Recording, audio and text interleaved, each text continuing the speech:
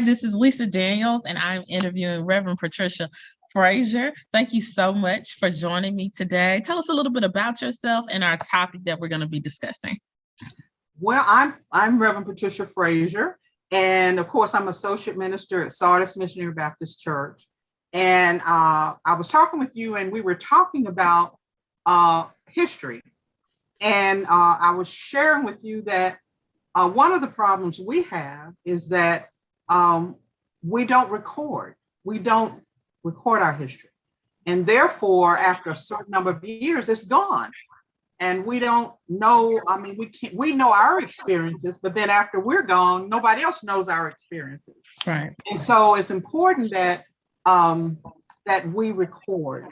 And I was sharing with you my background. I'll share with my background, and what really kind of gets me on this topic is that I'm born and raised and schooled in Birmingham, except for Fairfield Miles College. I'm a graduate of Miles College with a math degree.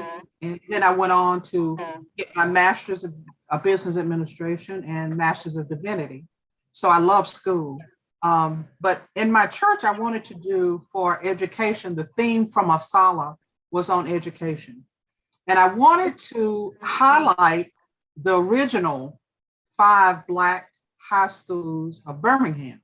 I know there's more now, but there was originally just 5 because Parker was the mother school. Parker was I believe it was 1946, considered to be the largest Black high school in the world. And it was a school that even my mother and my father went to. It was called Industrial at the time. I'm not sure exactly. It started in 1900, as a matter of fact. I did write that down. It was called the Negro High School. And it started with 19 students and 1 teacher. Isn't that amazing? Wow. 19 students and 1 teacher. And then in 1904, they graduated the first class.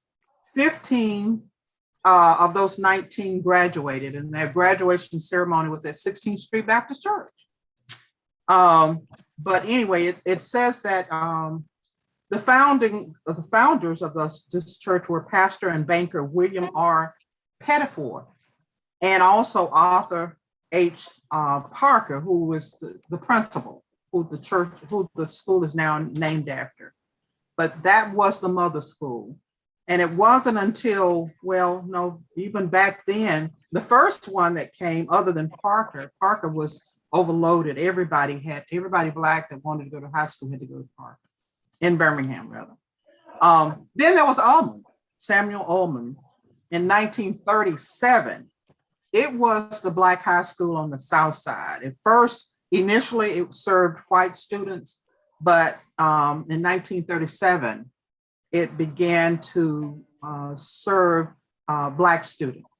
So Parker, 1900, Ullman, 1937. Then the next high school was Western Olin, which is now Jackson Olin. It was in 1952. It was the West School.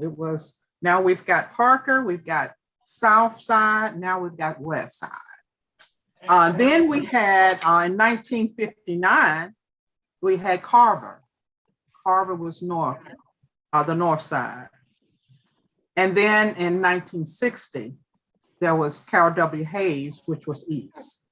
And this happened around the time when we were being ordered to integrate high schools.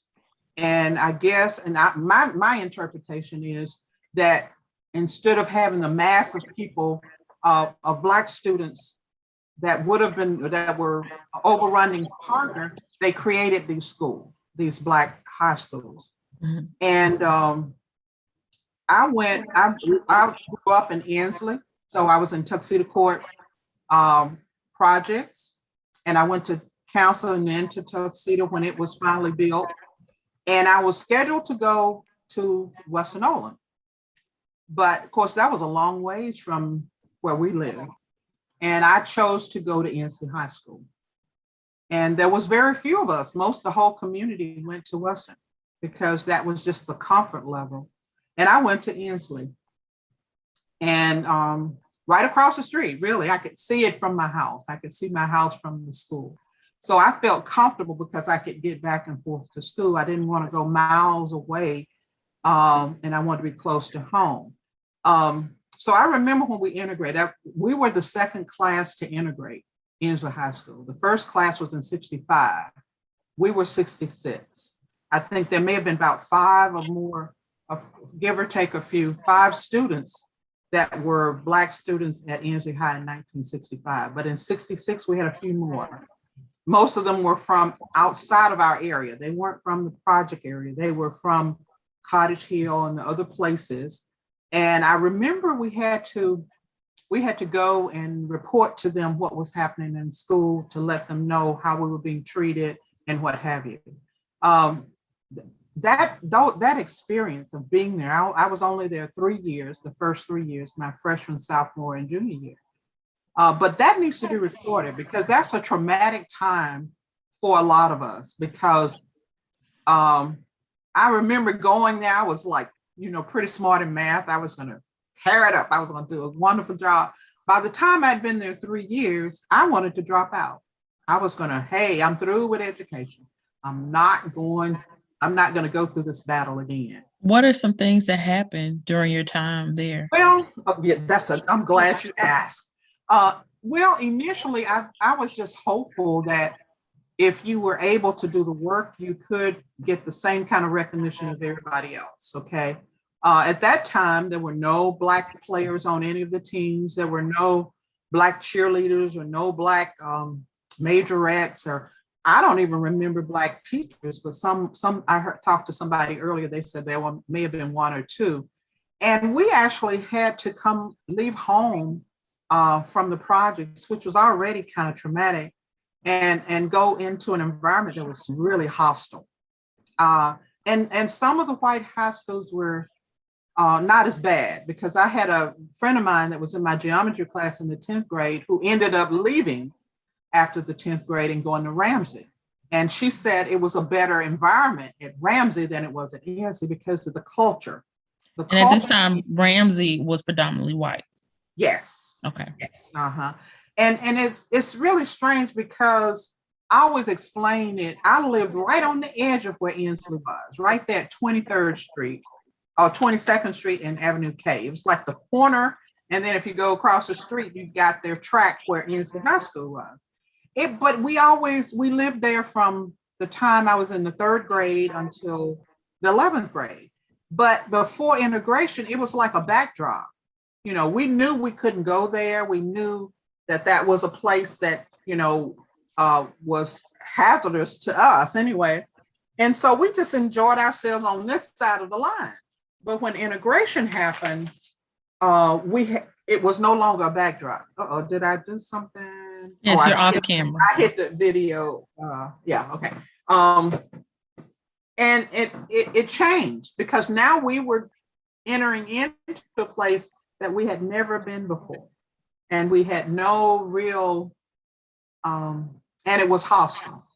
I remember one time going into the hallway and all of the white students stood against the wall because they didn't want to touch, they didn't want Black students to touch them. To tell you some of the hostile things that happened.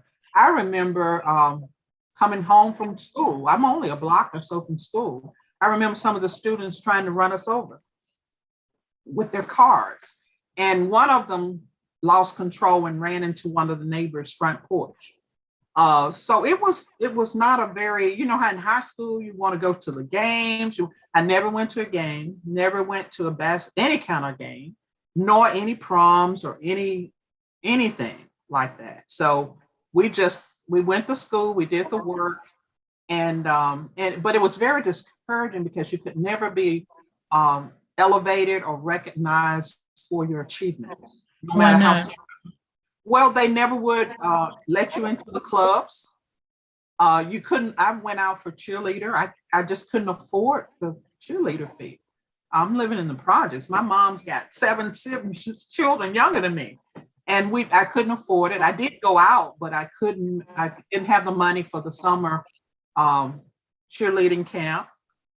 Majorette, we went out for high stepper. They used to call them high steppers. We didn't make it. whenever they had clubs like the French Club or whatever, we would never get voted to be in it or be a part of the leadership of it. So it just kind of was, you just never got any encouragement for the work you did, no matter how good it was. And I think that was especially being a young person in high school. And even more so when you're in a poor environment, because we had students there that were children of attorneys and doctors, and their parents had the resources and they had a good support system. But some of us did not have that. So it was like double trouble. You had trouble at home, you had trouble in school. So, but it was very discouraging because I'm gonna get back with her because you just felt like it was no sense in going through that effort and you would never achieve anything. You know, you would never really accomplish anything. So by the 11th grade, I said, okay, that's enough of school. I am going to drop out, get married, and have children. I know I can do that. and that was it. And this was in the 11th grade. This was like in '69. And so I know God heard me when I said that. I know it was him because he moved us totally. He moved the whole family to the east side of town, which is where I finished high school. And I went to Hayes. Now, Hayes was so different. They embraced me and encouraged me and celebrated me. And I got my sense of value of what I really was. And it took me a while though, because I really still was afraid to really try real hard because I didn't want to be disappointed.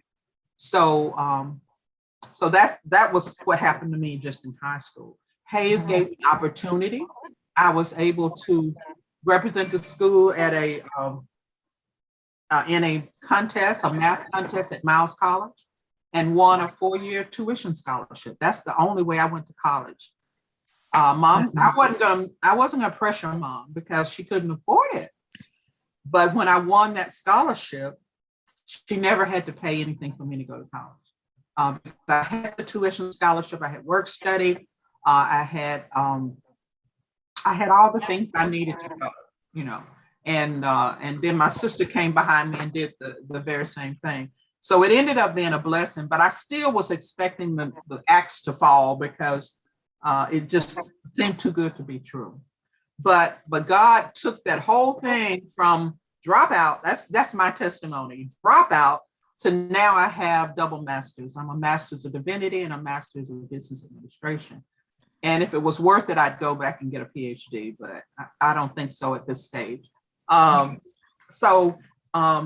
It's important though, the experiences that we had get erased because we don't document.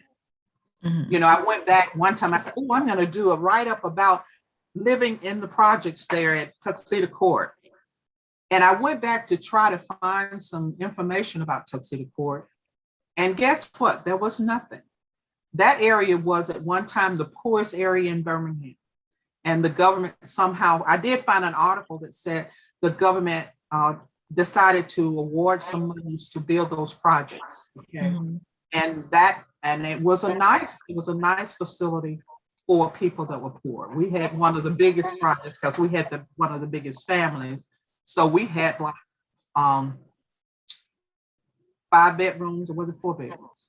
And two 1.5 bath brick house, like it was really a lot of room for us and was better than what we had before. And but there's no history of how that area was poor, about how the government developed it, and how many notable and people came out of that situation, and what we achieved from nothing. People need to know that, young people now need to know that you can come from a position where you have nothing. I wasn't even sure I was gonna have stuff to wear to school. I always tell people I have 2 sisters, and mom for school, she would go to Top Dollars. There was a store down in Ency called Top Dollars. and she would buy 3 dresses, different colors now. We all wore the same size. So we switched those colors around and wear it. And you can come from that. And you can come from not having, we ate so many beans and soup, that was dinner. And you can be what you need to be, you know, and they a lot of times people don't see that. They see, well, I don't have this, so I can't do it. And I thought I kind of had, well, no, I didn't think that. It's just that the environment looked like it was the world to me. It kind of was a reflection of what I should expect in the future. But it was not, because in the projects, that's another thing. That during that time, now you go, everybody has a piece of car. But back then you didn't have that kind of transportation. So your world was that area. Right. That geographical area. So you didn't see that there were people that went to college. You didn't see that there were people doing great things. And even though we had students that came from places that had parents that were attorneys and doctors, we didn't know them. We just knew them, seeing them in class. They didn't live in our neighborhood. They lived in other neighborhoods.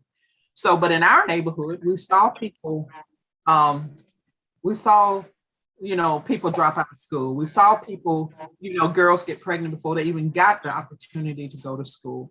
And I remember only having one person that I saw that went to college. And she didn't know that, but she was like the only person that I saw that was my example of someone that could at least graduate from high school and go to college, at least at that time. And then, of course, as I got exposed to more, I saw more. I mean, I'm like, wow, you can do this. Oh, wow, you can do this. And it gets bigger and bigger. That's why our children need to be exposed to people that have achieved, that people that have been places, because they don't know if they've not been anywhere but that little local place. Right. And they think they've got to work in that circle, but when they can really do so much more. But we just need to document, because if we don't document, it's going to be erased. Because now when I go back, I can't even find anything about it. I even tried to go back and find the information about these Black high schools. That was what we did for our Black History Month. And even some of the students in my church, some of the alumni in our church that went to those colleges could find nothing about those Black high schools. They were schools that now we're trying to go back to vocational schools, mm-hmm. or giving people vocation in their college experience. Well, we had that in all of our high schools. Mm-hmm. People would take home ec and woodwork and they had an occupation even after they graduated from high school, so that whether they decide to go into college or not, they had some way to make their income. Do you think that's tied to, the Booker T. Washington concept of economic power? Yeah, I think that was, but it was so good then, because some of those people that are older, maybe my age and older, that's how they got their start in doing carpentry and woodwork and brick masons and seamstress, mm-hmm. And what have you. And that was a way that they could make their living. And but they stopped that in some of our schools. And then when they did finally integrate the schools and get rid of some of our Black schools, like Hayes is now an elementary school. Ullman is no longer a high school. We still have Jackson Olin, Western Olin, that's now Jackson Olin. We still have Carver and we still have Parker. Mm-hmm. But when they got ready to get rid of our school, when they got ready to actually integrate more of us into their school, they took our best teachers. They took those teachers that were really extending themselves to try to help us. They took our best teachers. Sometimes they tend to take our best students. And therefore, there was no need for it anymore after that, after they allowed us back into their schools. But the thing that is miraculous is how we were able to still accomplish and achieve and learn, and the dedication of our teachers. Oh, they weren't getting, I'm sure not getting the kind of pay that maybe some of them were, but they were committed to success. I think about my principal at Carroll W. Hayes was Norman, I forgot his first name, but our principal Norman, and he was a man of excellence. Some of our teachers were really, really strict. They were serious because they knew we needed to be on our best as we were going to compete with the world. And then we need also our children need to know their history. That's why we need to document it, because I really didn't get a good feel of what my history was until I went to Miles College. Of course, it was during the time when Black was beautiful and you needed to wear your hair in an afro, but it was what I needed to understand my value and understand that no matter what the world was telling me in this white environment of this school, that I was worth more than that, and I could accomplish more than that, and I can do more than that.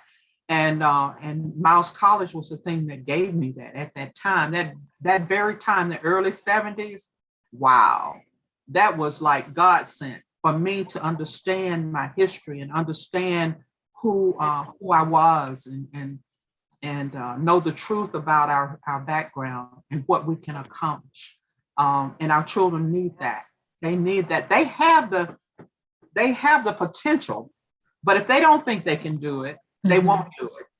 I mean, we have so many that are brilliant, but what they put their hands to is not the thing that will bring them up out of wherever they are.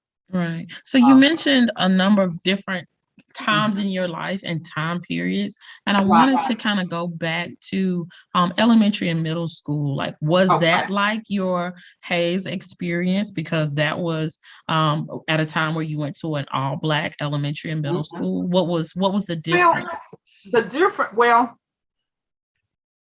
unfortunately, it was in the projects, which creates a whole nother dynamic right there, because it was and then it depends on your personality too. I think my mom was a single mom trying to protect her children. All of us were little. She's an only child too, so she had no help. So she was trying to keep us safe and keep us, and I have 5 brothers, so she was really trying to keep everybody. And you're in an environment where there's not a lot of opportunity for advancement. And but in the school situations, I'm trying to go back. That's been so long ago. I'm trying to remember. You brought up a good point. It was not any rejection of you in those places. Especially if you were able to achieve anything. But in an environment, sometimes you can have predatory situations, even in your own community, if the opportunity presents itself. That's another reason why we do need our young Black men, fathers, to be there. Yeah. Mom was a single mom with 8 children. And I was the oldest. And when we moved there, I think I might have been about 3rd grade. That's about 8 or 9. That's kind of young. And there was no older person, other than her, to help to protect us and help us to, and she didn't necessarily want us to fit in. She wanted us to be safe and protected. So it was the neighborhood created a whole nother dynamics that I'm sure some children never had to deal with, because they had the resources, they had those things. So I think that compounded the situation that I had in school, because even though I was smart in math, I didn't have the resources to. I remember having a math project to do, and I did it, but I had to use hairpins and rubber bands and stuff because I didn't have the supplies to do it. And then I got embarrassed about it and just didn't turn it in. But that was not a rejection thing. That was just the situation I was in. I'm sure people when you have the support, that's so important. At home, you can do a whole lot of things. But I think the biggest thing for me that helped me through it was that I was always very I'm always still am interested in learning. I love learning. And then I learned to teach because I had all the siblings. As I finished the third grade, I was teaching my sister, who was 2 years behind me in grade. So she was in the first grade. So I was teaching her what to do in the first grade. And then both of us would teach the twins who was right behind her. And so we taught each other and we passed down things. And it almost like I was asking my mom when I only have one child, and I was asking my mom, how did you deal with that many children? She said, I just had to keep y'all fed and with clothes on and not killing each other. She said, but because y'all entertained and took care of each other. Mm-hmm. And that's what we had to do. We did that for each other. And then neighbors did the same. We had other neighbors that had some of the similar situations, and we would, so we were part of that community. And in the school system, it seems like you were, I'm trying to remember I was celebrated because I was smart. That was the biggest part of being celebrated when you can perform whatever it is that needed to be performed. That's just the thing I always remember. You're so smart, but that's it. But we participated in everything. We weren't left out of anything. It was kind of odd because we everything we had was hand-me-down. And so we didn't have any new stuff or that kind of thing. But anytime somebody needed to give somebody something, it was going to be them giving it to us. If they had to think of a family that needed it, it was going to be us. Now that was kind of hard because you always at the receiving end of what somebody else doesn't want or whatever, and as opposed to being able to give somebody else at that time. Mm-hmm. How did that feel? Well, it didn't make you feel real good because we didn't have any doubt that we were poor. But at the same time, my mom was the thing though. She was so instrumental in helping us because even though we didn't have anything, she let us know. She was put more focus on our character. Mm-hmm. She says, I don't care if you don't have a dime, you're not stealing anything. And I don't care if you don't have a penny in your pocket, you are somebody. And if she had not had that kind of belief and instilled it in us and insisted it, I don't know if we could have made it. I really don't. But she made sure that our sense of value was not tied to material things, was not tied to what we had and where we were. And that was, I think, even today, that is what's a stabilizing force in my life. Because even when I don't have all I want, I know that has nothing to do with who I am. Mm-hmm. And so I think that she was so awesome. And even with having to do that by herself, she focused in on the things that were most important. And that made us realize that in spite of not having, it didn't have anything, it didn't devalue us. It didn't make us, but we always, as children, you always want to be like your friends, or you want to be as good as they were. I remember some of the things we used to do in the summertime when we were out of school. We would create these little clubs, and we would go up to Cotton's. I remember Cotton's in Ensley. And we would dress alike, we have these tennis shoes, and I'm sure kids probably do that today. And we'd have these jeans and this t-shirts, and we'd make up dances. And we didn't have a lot, but we would play with what we had. We didn't have a lot, I remember the jacks were rocks. They weren't the ball and the little thing, little jacks. They were rocks, and that's what we used to entertain ourselves. And we played in the alleys, and we played in the back. And then we were able to go to the community center. Me and my sister lived at the community center. I mean, we left school. When we got through school, we'd go to the community center. She was the athlete. I was just the support, follow up. But kids need somewhere to go. They need to develop whatever it is that's their thing, whether it's athletics, whether it's academics, whether it's whatever it is, somebody needs to nurture that. They don't realize almost how important it is, but by the time you keep nurturing it, it will give them something that they can build on. But a lot of times you don't get that added nurture. Whether it's art, it may be art, it may be fashion, it could, whatever it is. And that's a parent thing, though. That's a parent and a teacher thing, that you have to observe that in them and nurture that and help them to understand the significance and how important it is to express that. Even with the writing, history. I never was good in history, but now I love it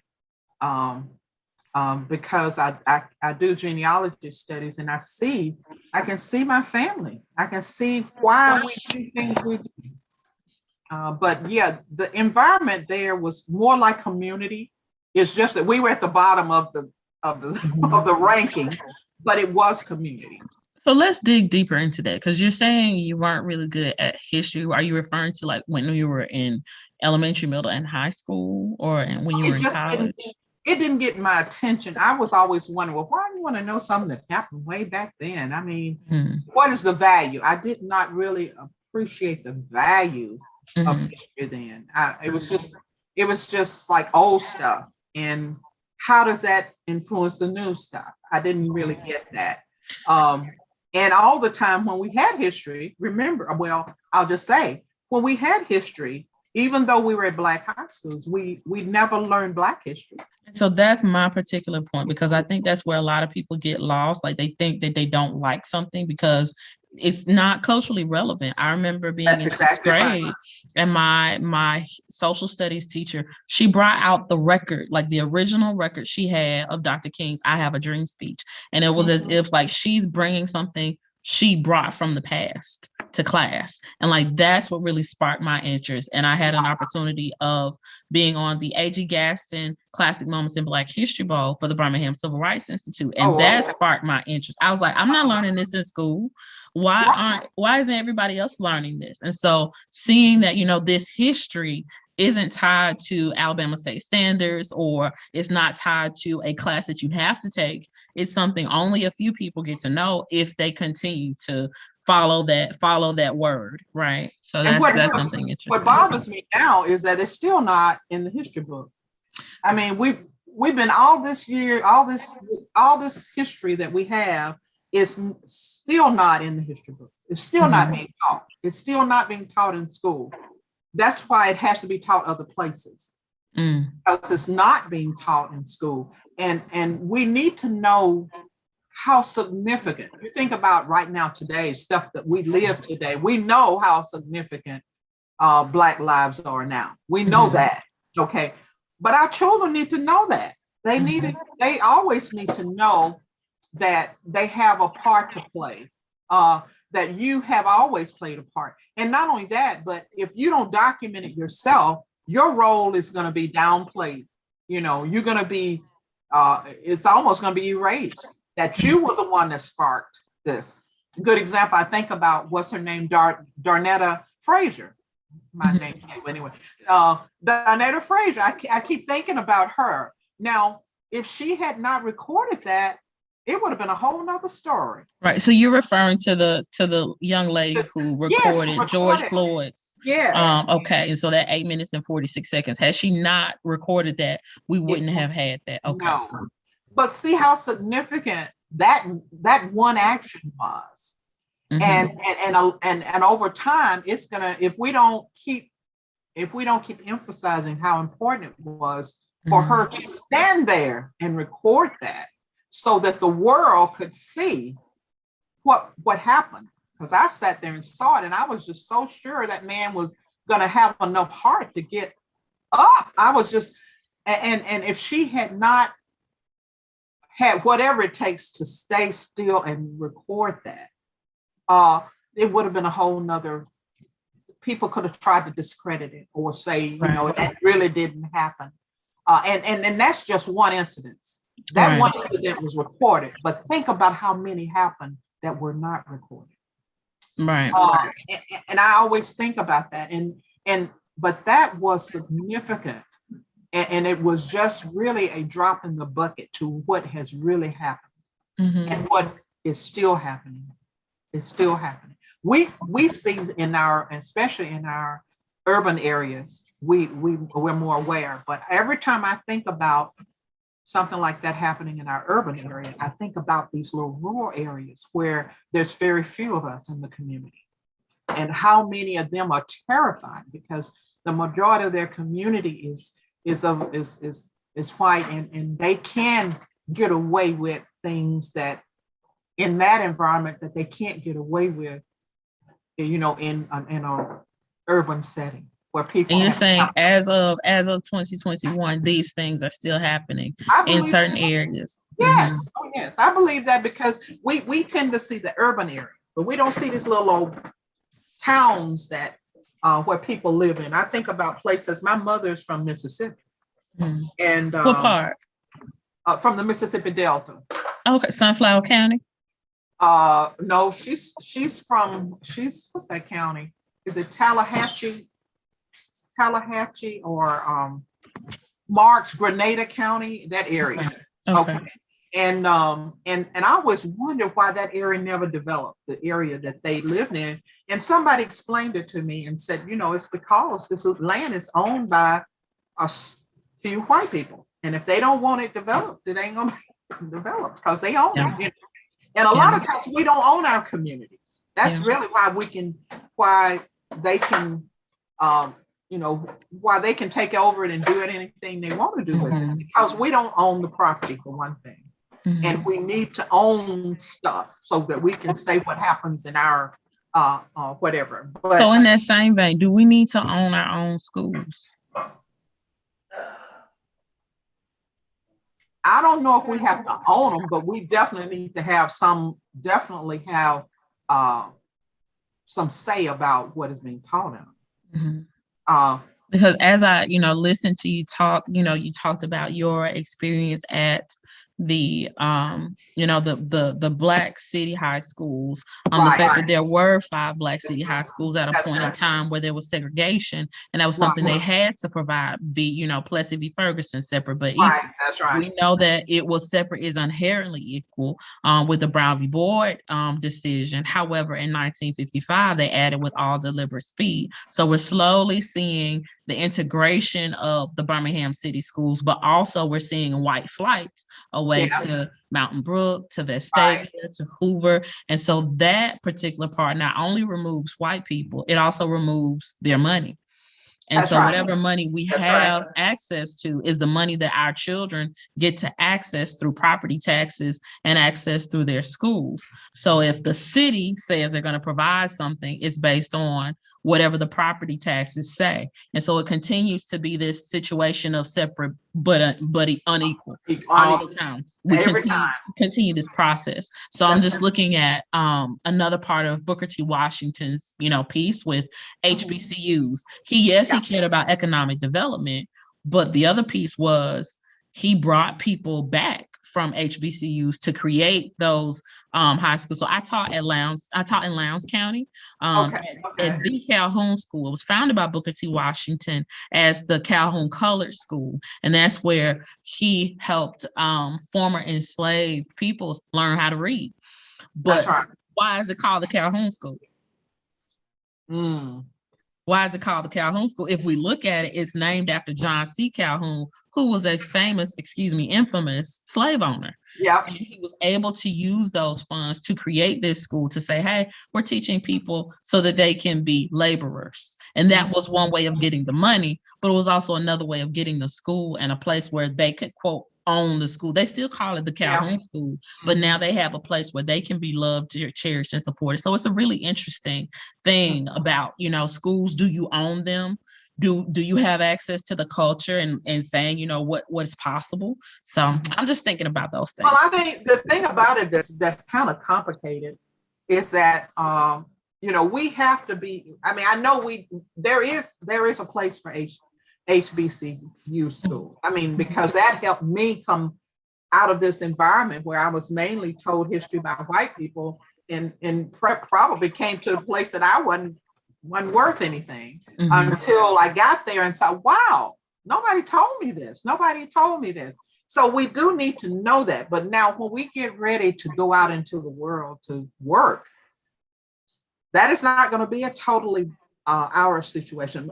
One of the things I'm dealing with right now, even as I'm more senior and retired and what have you, is that when we do get educated, when we do get equipped and have this real zeal to want to go back and make a difference, we have some agencies in our own culture that devalue us. I mean, they devalue us. They don't know how to treat people to get a PhD, to have a PhD. You know, they don't know. They don't know. They began to devalue us. I remember, I'm a Baptist, of course, but I remember even when I was a teenager, our pastor, who had just gone to the third grade, would always talk about educated people like they're just educated fools. You know, they would degrade the advancement that we want to have accomplished. We have to be able, now what we don't do, they know how to appreciate education. I mean, you know, they're going to make sure they get the best person to head their whatever. We still have some that would hold back a person and hold it against them if they get advancement, if they get this education. And I don't understand that. I would think that you would celebrate that person. And you would try to embrace that person and what have you, but we still have not conquered that. And we sometimes are easily divided. It's almost like that same old thing about, what was that, Willie Lynch, how to divide them. Right. We still have that in our psyche. We can't, we got to deal with those kinds of issues, or if not, we will hurt our own selves. You know what I mean? We won't celebrate the achievements of people that go past us. We don't always train people. Like, for instance, we have an expertise. We don't always offer that to a younger group of people so that they can learn the skills we have. You know, we die with it. My pastor always used to say, the richest place in the world is the graveyard, because people die with their expertise. They die with their wisdom and knowledge. They don't easily share it with the next generation. Now we got another issue. Sometimes the next generation don't even want it. Because they think it's old and it's not valued. We are almost losing our Black history because the younger people don't really appreciate Black history, some of them. I had the hardest time trying to do a Black history program. Not now that Black Lives Matter in Ferguson and what have you. It seemed like Ferguson was the turning point. That younger people began to see the importance of Black history and understanding the Black experience. But before that, I had a hard time because they were saying, oh, well, we're past that. Oh, we can just embrace all. No, you can't. Because even the thing about it, even the most generous and understanding Caucasian person still doesn't understand the Black experience. Some of the things they say, you can hear it and think, no, you don't really understand. And some of the arguments they have, I've had a few discourse with people, and I'm like, I was talking about, I think I was on Facebook talking about George Floyd's murder. And somebody came back, a friend of mine, I said a friend of my person I know, and they were talking about, well, you know, somebody killed this white couple. And I'm like, okay, I'm talking about, this is a police officer who's supposed to be in a position of protection, and he is acting like a criminal. That's a whole different ball of wax than a criminal that's acting like a criminal. You see what I'm saying?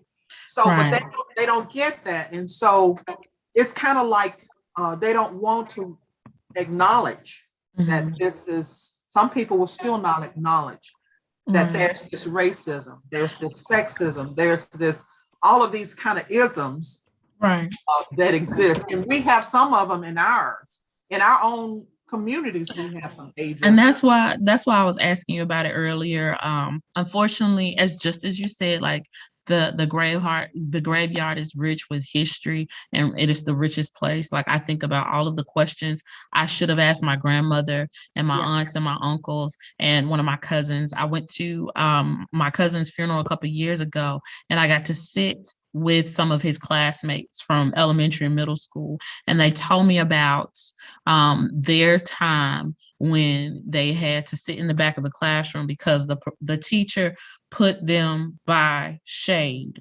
So the students who were the lightest were near the teacher's desk and they were closer to the board, and the students who were the darkest were put into the back. And he never told me about that. Wow. He never told me about that. My aunt went to my high school. My grandmother went to Parker, and like she was class of 1946. And I'm like, this was information I wish I would have, known, if I had the presence of mind at 12 and 16 years old to ask, I would have asked.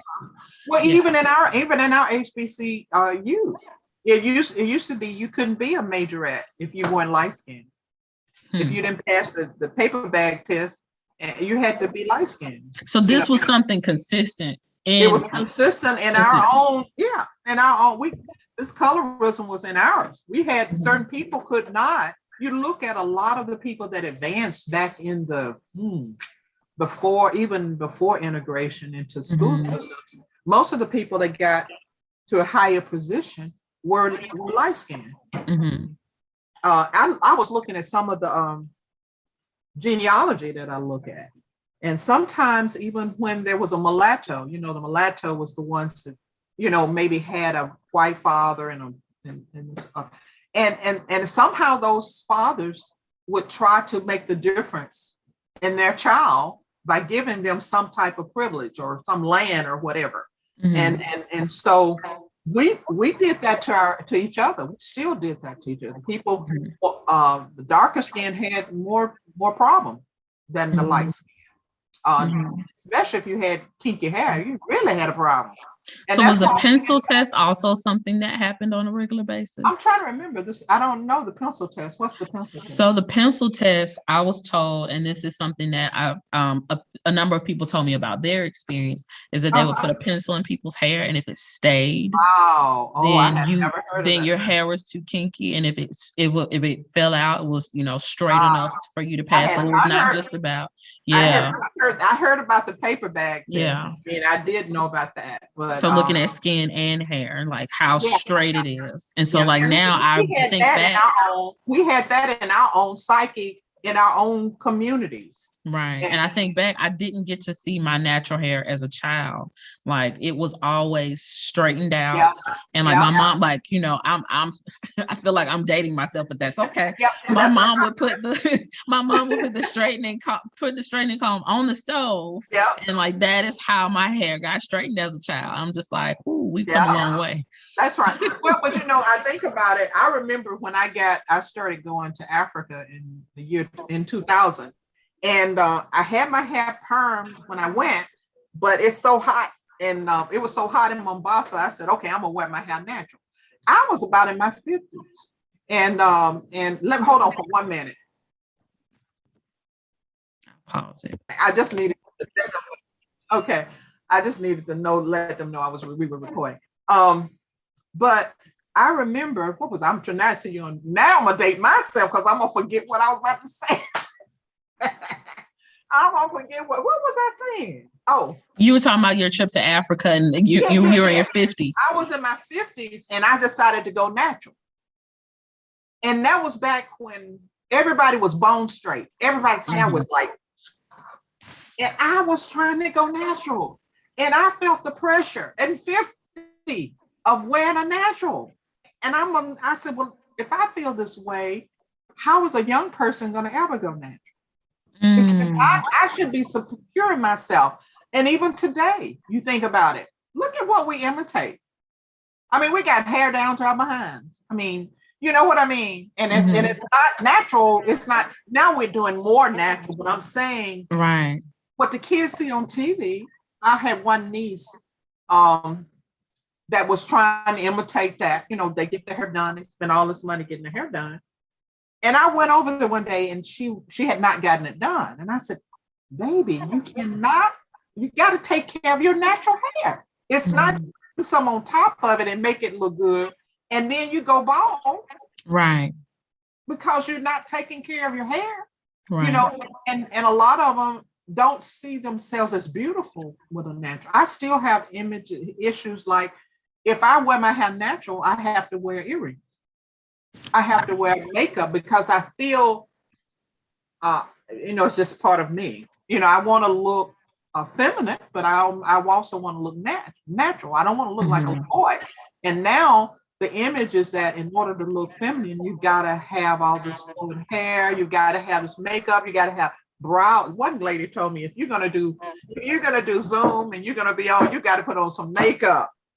And I said, and I did for that presentation. I got my makeups. I know how to put on makeup, but I just don't.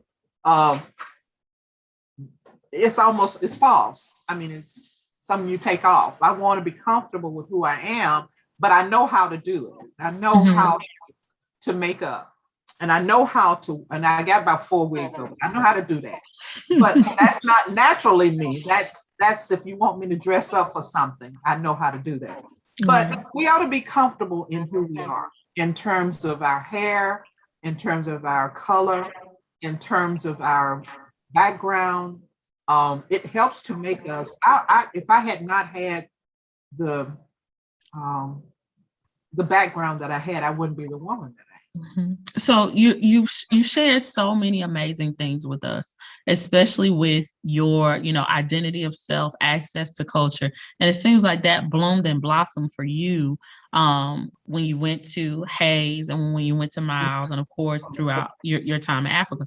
Do you think, what can we do to make sure that happens earlier for children in the community? What can we do? Well, first thing we have to do, I did that with my son because I wanted him to be in a good, safe environment. I live in Irondale, and it is a pretty good and safe environment. But when we moved here, we were the only Blacks on our street. And I really intentionally did not really talk to him about race because I didn't want, and I think that's why some of people my generation didn't talk a lot about it, about the history and the pain we went through, was because we didn't want to bias our children and have them have to carry that before they even got to a place. And so I didn't really talk about it, but I'm gonna tell you what made me talk about it. What made me talk about it was, there was 3 instances. One was, my son asked me why his hair was not straight. And I never even thought that would come up. I said, it's not supposed to be. Because he was in a class with mostly white people and their hair is different and his is different. And he wanted to know why he was different. That made me realize that I needed to make him have exposure to more of his community, the community that looked like him. I mean, he got a Black doctor, he got a Black dentist, he got Black everything. So he can understand that there are people doing this. He don't have to try to assimilate and be like them. You just be who you are. Okay. That was one thing. Then the other thing was that I had him playing in the backyard and he used to play with this little white girl on the fence when he was little. And then all of a sudden her brothers start to call her in so he wouldn't. He got a little bit older. And I had to kind of explain that to him. I said, now she might have not had a problem with you when you were little. And she may still not, but that don't mean her family ain't gonna have a problem with you. So I had to start teaching him about race and what's the reality in our society. And then the other thing was that at one time we were a member of a white church. And he was so cute when he was little, but then when he got to be a little bit older, I saw the differences that they were making and how they were treating him differently. And that was really my big move to say, no, we can't be here. He's got to be where he's going to be nurtured and accepted for who he is. And then he's a special needs child anyway. So that's when I had to make some changes because I saw that it was not headed in the right direction. And he was being at the it was at his detriment to not be accepted for who he was. So that's why they need to know, because they come up feeling like they're different and they're lesser, and they shouldn't come up feeling like that. That my hair is beautiful. I mean, I love it. I mean, the curl is just, I don't even have to plait it. All I got to do is twist it together and it just curl up like that. But they need to understand the beauty of being who we are. We haven't lost any value. As a matter of fact, we're special because we can endure what we've been doing as a race. Mm-hmm. Mm-hmm. I don't think I remember. I think somebody, I don't know if somebody wrote a book about this or if it was just an article. And they were talking about this white person that decided to be Black for a day. I don't know how they did that in terms of disguising themselves or however, but they couldn't handle it for one day. And we handle it for generation and generation and generation. Mm-hmm. And I was talking to one of my city council persons because I'd put my name in the hat to replace my city council person. And the other guy wanted to interview me. And he says, well, I grew up and I've been around Black people, da, da, da, da, da. I said, and I had this bad thing to happen to me. I said, it doesn't compare to what we have to deal with every day. Mm-hmm. We're always judged. We're always having to measure up. And it is true that we have to be better than your best. And still, you will find a way to discredit us or find a way to diminish what we do. And we just within ourselves, and God gives us that know that we are as good as we are. But you're not going to give us credit to do that. And because you feel like it's an insult to you if you give me some credit, if you give me some status. And then we have the issues of our own race not wanting to do that, either because you're a woman or because you'll be higher than me or whatever the case may be. So it's a lot of dynamics that goes in there. But one thing we can't do, even though we do need our schools, we do need people to encourage us, we need to know our history, we still have to go out into that world and deal with all these other people. Now, another thing that helped me was when I left Miles, my first job was in New York. I got a job working in New York at Chase Manhattan Bank. And that was the first time I'd ever been out of the city or out of a lot of things. And that 1 year of living in New York City and working on Wall Street made me realize that if I can make it here, I can make it anywhere. So it was the toughest year of my life that I can think of because I was away from home. And but it was the best year because I was able to break free from a lot of things that had me hindered here in terms of staying in the same place. I was able to go out and do it on my own, and I knew I could do it. And that's why I think as kids get out of college, they need to set up their own so that they can learn, I can do this. Mm-hmm. I can live by myself. I can take care of myself. I can do this, and then they can develop and grow from there. So I did. That was probably the best thing I could have done. If I had stayed at home, I probably would have been still with my mom, living with my mom, or I might have gotten married. But I think but when I went there and I was able to stand toe to toe with people from all over the world, being a graduate of HBCU, it let me know that what we gain in our HBCUs and what we gain in our experiences, even in environments that don't have the resources, can still stand up to those that have everything, and we have to have our children understand that. It's not the material and support and stuff you have, even though you think that when you're going through it. It's what's on the inside of you. And it goes back to that statement your mother told you. It doesn't matter how much you have, you are somebody.